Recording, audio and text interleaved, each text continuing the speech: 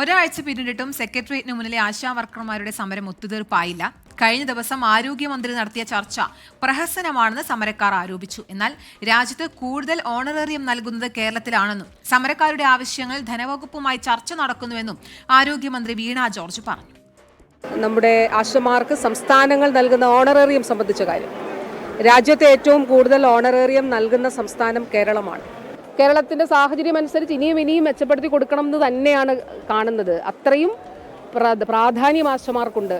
അതുകൊണ്ട് അവരെ ചേർത്ത് പിടിച്ചുകൊണ്ട് തന്നെയാണ് സർക്കാർ മുന്നോട്ട് പോകാൻ ആഗ്രഹിക്കുന്നത്. അവരോട് അനുഭാവപൂർണ്ണമായിട്ടുള്ള നിലപാടുമാണ് ഉള്ളത്. സർക്കാർ ആശമാർക്ക് അനുകൂലമായിട്ടുള്ള ഒരു തീരുമാനം എടുക്കണം എന്ന് തന്നെയാണ് കണ്ടിട്ടുള്ളത്. അത് ഞാൻ നേരത്തെ രേഖാമൂലം ആശമാരെ 7-ാം തീയതി തന്നെ അറിയിച്ചിരുന്നതാണ്. എന്നാൽ കേന്ദ്രം പണം നൽകുന്നില്ലെന്നും ആശാ വർക്കർമാരെ രാഷ്ട്രീയമായി ഉപയോഗിക്കുകയാണെന്നും ധനമന്ത്രി കെ ബാലഗോപാൽ പറഞ്ഞു. ഈ പറഞ്ഞ ആശാ വർക്കർമാരെ കൊണ്ട് സംഘടിപ്പിച്ചു വരുന്ന ആളുകൾ, ആ പാവപ്പെട്ട തൊഴിലാളികളോട് നമുക്ക് അങ്ങേയറ്റം ന്യായമായ പിന്തുണയുണ്ട്. അവരോട് പറയണ്ടേ, ഇത് നരേന്ദ്രമോദി ഗവൺമെൻറ് അവിടുന്ന് ഒരു പണവും കൊടുക്കുന്നില്ല, അതുപോലും സമയത്ത് കൊടുക്കുന്നില്ല. ഒരു വർഷത്തെയൊക്കെ കുടിശ്ശിക പലപ്പോഴും കൊടുക്കാതിരിക്കുമ്പോഴാണ് സംസ്ഥാന ഗവൺമെൻറ് ചെയ്യുന്നതെന്ന് പറയണ്ടേ. അപ്പോൾ ഇതിപ്പോൾ രാഷ്ട്രീയമായിട്ട് അവരെ ഉപയോഗിക്കാൻ വേണ്ടി അവർ ശ്രമിക്കുന്നതായിരിക്കും. എന്തായാലും നമ്മുടെ സാധാരണപ്പെട്ട ഈ ആശാ വർക്കർമാരുടെ കാര്യത്തിൽ കേരള ഗവൺമെൻറ്റിനും LDFനും ഉള്ളതിൻ്റെ അത്രയൊന്നും താല്പര്യം ഇതിനകത്ത് അവരെ കുത്തിയിളക്കി വിടുന്ന ഏജൻസികൾക്കില്ല എന്നുള്ള കാര്യം അവർ മനസ്സിലാക്കുമെന്നാണ് ഞാൻ കരുതുന്നത്. ആശാ വർക്കർമാരെ സംഘടിപ്പിച്ച് മഹാസംഗമം നടത്താനാണ് സമരക്കാരുടെ തീരുമാനം. ഉമേഷ് ബാലകൃഷ്ണൻ ചേരുന്നുണ്ട് തിരുവനന്തപുരത്ത് നിന്ന് കൂടുതൽ വിശദാംശങ്ങളുമായി.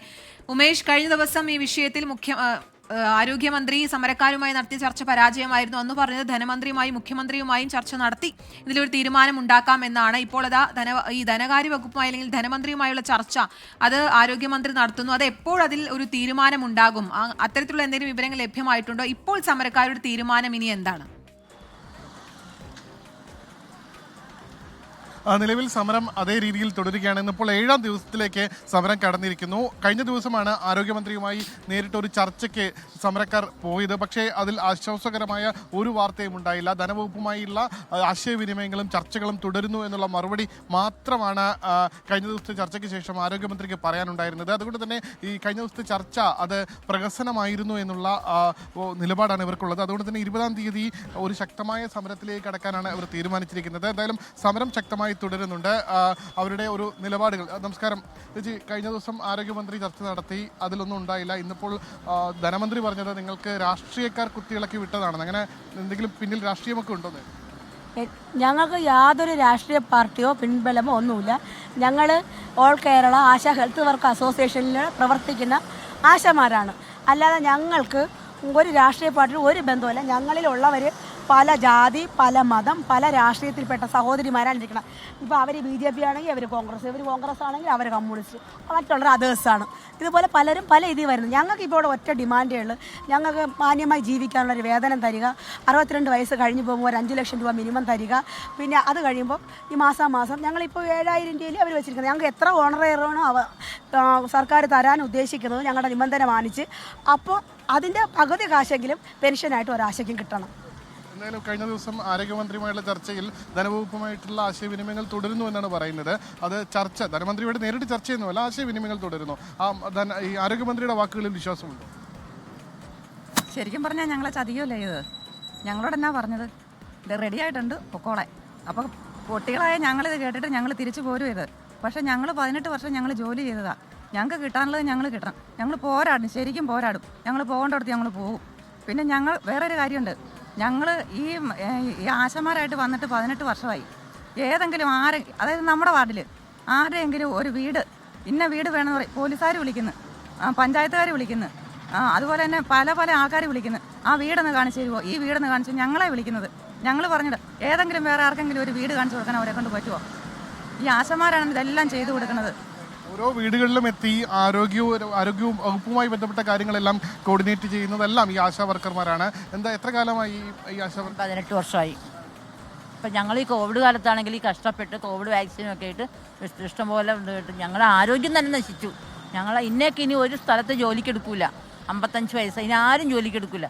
അപ്പോൾ ഇവർ ചെയ്യേണ്ടത് ഞങ്ങൾക്ക് വേണ്ട വേതനം തന്ന് മാന്യമായി ഞങ്ങളെ സർവീസിൽ നിന്ന് കളഞ്ഞ് ഞങ്ങൾക്ക് ജീവിക്കാനുള്ള വേതനം തന്ന് ഞങ്ങളെ പിരിച്ചുവിടുക. അല്ലാതെ വെറുതെ പറഞ്ഞിപ്പോക്കാൻ ഇന്ന് ഏതൊരു കടകളിൽ പോയി നിന്നാൽ പോലും ആ കടകളിൽ നിന്ന് ഇറങ്ങിപ്പോകുന്നവന് മാന്യമായ വേതനം കൊടുത്താണ്. അതാണ് മര്യാദ. ഇപ്പോൾ ഓണറേറിയം കൂട്ടുക എന്നുള്ളൊരു ആവശ്യം പറയുന്നുണ്ട്. എങ്കിലും നമുക്ക് പ്രേക്ഷകർക്ക് അറിയാൻ വേണ്ടി നിങ്ങൾക്ക് എത്രയാണ് ഓണറേറിയം കിട്ടുന്നത്? ഞങ്ങൾക്ക് 7000 രൂപയാണ് കിട്ടുന്നത്. അത് ഇവർ പറയുന്ന എല്ലാ ജോലികളും ചെയ്താൽ ജയിപ്പിച്ചാൽ ഞങ്ങൾ പത്ത് നിബന്ധനയുണ്ടല്ലോ. ഒരു കുറ്റവും പറയില്ല. എന്നുവെച്ചാൽ അവർ ഭയങ്കര സ്ട്രെസ്സാണ് അവർക്ക് കിട്ടുന്നത്. അങ്ങനെ നിങ്ങൾ എന്തൊക്കെയാണ് നിങ്ങളുടെ ജോലി സാധ്യത? കാരണം സ്വാഭാവികമായി ഈ ആരോഗ്യവകുപ്പുമായി ബന്ധപ്പെട്ട എല്ലാ കാര്യങ്ങളും ഗ്രൗണ്ട് ലെവലിൽ, അതായത് ഏറ്റവും വീടുകളിലും മറ്റും ബന്ധപ്പെടുന്ന നിങ്ങളാണല്ലോ അവരുടെ കാര്യങ്ങളെല്ലാം നോക്കുന്നത്. എന്തൊക്കെയാണ് നിങ്ങളുടെ ഒരു ജോലിയുടെ സാധ്യതകളായി? ഞങ്ങൾക്ക് മെയിനായിട്ട് വരുന്ന അമ്മയും കുഞ്ഞുമാണെന്ന് ഉദ്ദേശിച്ചാണ് ഞങ്ങളൊക്കെ എടുത്തത് തന്നെ. പക്ഷേ ഞങ്ങൾക്കിപ്പോൾ വരുന്ന അത് തന്നെയല്ല. അമ്മയും കുഞ്ഞിനെ കൂടാതെ ഗർഭിണിയായ അവരുടെ ഫുൾ കാര്യങ്ങൾ നോക്കണം, കുഞ്ഞുണ്ടായ കുഞ്ഞിൻ്റെ എല്ലാ കാര്യങ്ങളും നോക്കണം, അതുപോലെ തന്നെ പാലിയേറ്റീവ്, അതുപോലെ 60 വയസ്സ് കഴിഞ്ഞവർ, കൗമാരക്കാർ എന്ന് വേണ്ട ഫീൽഡ് തലത്തിലുള്ള എല്ലാ കാര്യങ്ങളും ഞങ്ങൾ തിരക്കണം. അതോടുകൂടി മറ്റ് പഞ്ചായത്തിൽ നിന്ന് വരുന്ന കാര്യങ്ങളും എല്ലാം ഞങ്ങൾ തന്നെ ചെയ്തു കൊടുക്കണം. നമുക്ക് വീടുകളുമായി അടുത്ത ബന്ധമുള്ള ആളുകൾ ഇപ്പോൾ ആശാവർക്കർമാരാണ്. ഞങ്ങൾക്കൊരു വീട്ടിലുള്ള എന്ത് കാര്യങ്ങളും ഞങ്ങളോട് ചോദിച്ചാൽ അറിയാം. അതുകൊണ്ട് എല്ലാവരും ഞങ്ങളെയാണ് വിളിക്കുന്നത്. പക്ഷെ ഞങ്ങൾക്കത് ചെയ്യാൻ തയ്യാറുമാണ്. എന്ത് ജോലിയും ചെയ്യാൻ ഞങ്ങൾക്ക് തയ്യാറാണ്. പക്ഷെ ഞങ്ങൾക്ക് ജീവിക്കാനുള്ളൊരു മിനിമം വേതനം ഞങ്ങൾക്ക് തന്നിരിക്കണം. ഞങ്ങൾക്ക് നിർബന്ധമാണ്. ഞങ്ങൾക്ക് ജീവിക്കാൻ മാർഗമില്ലാത്തതുകൊണ്ട് മാത്രമേ ഞങ്ങൾ വന്നതാണ്. ജീവിക്കാൻ വേണ്ടി മിനിമം വേതനം നൽകുക എന്നുള്ളൊരു ആവശ്യം, അത് വളരെ ന്യായമായ ആവശ്യവുമാണ്. നമസ്കാരം. കഴിഞ്ഞ ദിവസം ഇന്നിപ്പോൾ ധനമന്ത്രി പറഞ്ഞത് നിങ്ങൾ രാഷ്ട്രീയക്കാർ നിങ്ങളെ കുത്തിയിളക്കി വിട്ടതാണ്. നിങ്ങൾക്ക് രാഷ്ട്രീയമുണ്ടോ നിങ്ങൾക്ക്? ഞങ്ങൾക്ക് വ്യക്തിപരമായ രാഷ്ട്രീയമുണ്ട്. ഞങ്ങൾ ആരും തന്നെ ഇവിടെ എന്തെങ്കിലും ഉന്തിത്തള്ളി വന്നിരിക്കുന്ന ആളുകളല്ല. ഈ ഞങ്ങൾക്ക് കിട്ടേണ്ടുന്ന ഓണറേറിയവും ഒക്കെ കിട്ടുന്നതിന് വേണ്ടിയിട്ട് വളരെ ബോധ്യത്തോടു കൂടിയാണ് ഞങ്ങളെപ്പോലുള്ള ആളുകൾ ഇവിടെ വന്നിരിക്കുന്നത്. ഞങ്ങൾക്ക് അത്ര ബോധ്യപ്പെടാത്തതെന്ന് പറയുന്നത് മന്ത്രിയുടെ അറിവില്ലായ്മയാണ്. കൂടുതൽ ആളുകളുണ്ട്. നമുക്ക് ഓരോരുത്തരായിട്ട് പ്രതികരണങ്ങൾ ചോദിക്കാം. എത്ര കാലമായി ആശാവർക്കറായിട്ട് ജോലി ചെയ്യുന്നത്? 18 വർഷം ആവാൻ പോകുന്നു. 17 വർഷമായി നമ്മൾ ഈ ഫീൽഡിൽ വന്നിട്ട്. അന്ന് ഞങ്ങൾ ആദ്യം 500 രൂപ സാലറിയിലാണ് വന്നത്. ആ സമയത്ത് നമ്മൾ സന്നദ്ധ പ്രവർത്തകർ എന്ന രീതിയിലാണ് എടുത്തത്. അപ്പോൾ നമുക്ക് നമ്മുടെ സമയം അനുസരിച്ച് വർക്ക് ചെയ്താൽ മതിയായിരുന്നു. ഇപ്പോഴങ്ങനെയല്ല. ഒരു ഓവർ ഡ്യൂട്ടികളാണ് നമുക്ക് തന്നുകൊണ്ടിരിക്കുന്നത്. ഹോസ്പിറ്റൽ ഡ്യൂട്ടി ചെയ്യണം, അല്ലാതെ നമ്മൾ ഹോസ്പിറ്റലിലുള്ള എല്ലാ കാര്യങ്ങളും നമ്മൾ ഫീൽഡ് തലത്തിലായിരുന്നാലും ഇന്ന് മക്കളെല്ലാം വിദേശത്ത് കളഞ്ഞിട്ട് പോകുന്ന അമ്മമാരും അച്ഛന്മാരും ഉണ്ട്. അപ്പോൾ അവരെല്ലാം ഒരു നിമിഷം പോലും നമ്മളെ നോക്കിയാണ് ഇരിക്കുന്നത്. സംസാരിക്കാൻ ആളില്ലാതെ ഇരിക്കുന്നത്. അപ്പോൾ അവരെയൊക്കെ നമുക്ക് കണ്ടില്ലെന്ന് പഠിക്കാൻ പറ്റില്ല. ഞങ്ങൾ ഫീൽഡിൽ പോയാൽ തന്നെ ഞങ്ങൾക്കൊരു 10-25 വീട് കവർ ചെയ്യാമെന്ന് പറഞ്ഞ് പോകുമ്പോൾ ഇതുപോലെ ഏതെങ്കിലും അമ്മയോ അച്ഛനോ ഒക്കെ നമ്മളോട് വിഷമങ്ങൾ പറയുമ്പോഴത്തേക്കും നമ്മൾ അവരെ ചിലപ്പം ഒരുപാട് കേട്ട് നിൽക്കേണ്ട ഒരു അവസരം ഉണ്ടാകും. അപ്പോൾ അവരുടെ മാനസികമായിട്ടുള്ള ടെൻഷൻ വരെ നമ്മൾ നിമിത്തമാണ് മാറിക്കൊണ്ടിരിക്കുന്നത്. അപ്പോൾ അത്രയും കഷ്ടതകളും ഞങ്ങൾ മറ്റുള്ള താഴേക്കിടയിലുള്ളവർ ചെയ്യുമ്പോഴത്തേക്ക് ഈ മന്ത്രിമാർ നമ്മളെ കണ്ടില്ല എന്ന് പഠിക്കുന്നത്. അതുപോലെ ആരോഗ്യമന്ത്രി ഒരു സ്ത്രീയല്ലേ. നമ്മൾ ഈ സ്ത്രീകളെ ഇത്രയും കിടന്ന് കഷ്ടപ്പെടുന്നത് കാണുന്നില്ലേ? രാത്രി ഈ സെക്രട്ടേറിയറ്റ് ചരിത്രത്തിൽ ആദ്യമായിട്ട് ഈ രാത്രികൾ സ്ത്രീകൾ മാത്രം ഇവിടെ കിടന്നൊരു സമരം കണ്ടിട്ടുണ്ടോ? അപ്പോൾ ഈ 7 ദിവസം കൊണ്ട് നമ്മളിവിടെ കിടക്കുകയല്ലേ. എന്നിട്ട് നിങ്ങൾ എന്തിന് കിടക്കുന്നു എന്ന് ചോദിക്കുന്നതിനേക്കാളും അവമാനകരമായിട്ടുള്ള കുറച്ച് വാക്കുകളാണ് സംസാരിച്ചുകൊണ്ടിരിക്കുന്നത്. മന്ത്രിമാരുടെയൊക്കെ വാക്കുകൾ കേട്ടപ്പോൾ വിഷമമായല്ലേ? ഇല്ലേ, വിഷം. ഞങ്ങൾ ഒരുപാട് പ്രതീക്ഷയോടുകൂടിയാണ് ഞങ്ങൾ ഇവിടെ വന്നത്. കാരണം ആ മന്ത്രി ഞങ്ങളൊരു സ്ത്രീ ആയതുകൊണ്ട് തന്നെ ഞങ്ങളെ പരിഗണിക്കും എന്നുള്ളൊരു ഇതായിരുന്നു ഉണ്ടായിരുന്നത്. പക്ഷേ ഇന്ന് തന്നെ ധനമന്ത്രി പറയുകയാണ് നമ്മളെ ആരൊക്കെയോ പിടിച്ചിട്ട് വന്നത്. ഞങ്ങളാരും പിടിച്ചിട്ട് വന്നില്ല. ഞങ്ങൾക്കിപ്പം ഒരു ഊർജ്ജം കൂടി വരികയാണ് ഓരോ ദിവസം കഴിയുന്തോറും. ഞങ്ങൾ തളരുകയല്ല.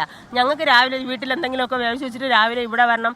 ഇവിടെ കിടക്കുന്ന ആശമാർക്ക് നമ്മൾ കഞ്ഞി എല്ലാ ദിവസവും നമുക്ക് കിടക്കാൻ പറ്റുന്നവരല്ല. അപ്പം നമുക്ക് അവർക്ക് അവരെ ഭക്ഷണം ഒരുക്കി കൊടുക്കണമെന്നുള്ള ഒരു ടെൻഷനാണ്. നമ്മൾ രാവിലെ അവിടെ വണ്ടിയിൽ ഇങ്ങ് വരികയാണ്, രാത്രിയാകുമ്പോഴത്തേക്കും ഇവിടെ നിന്ന് പോവുകയാണ്.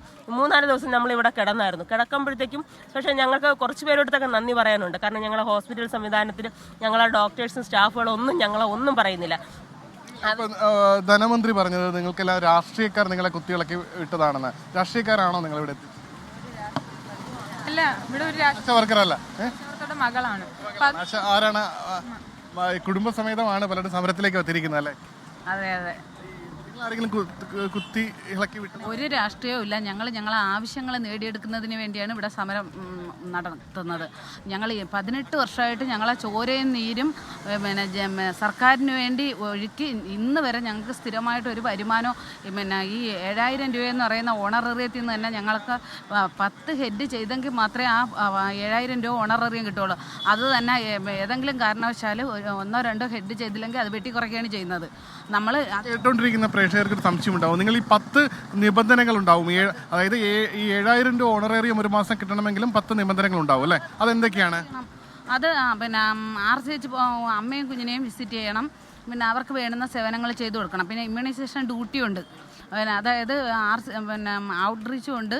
പിന്നെ നമ്മളെ സബ് സെൻറ്ററിനകത്ത് പിന്നെ PHCയുടെ അതിർത്തിയിൽ വരുന്ന ആശാവർക്കർമാർക്കാണെങ്കിൽ അവിടെ ഡ്യൂട്ടി വേണം.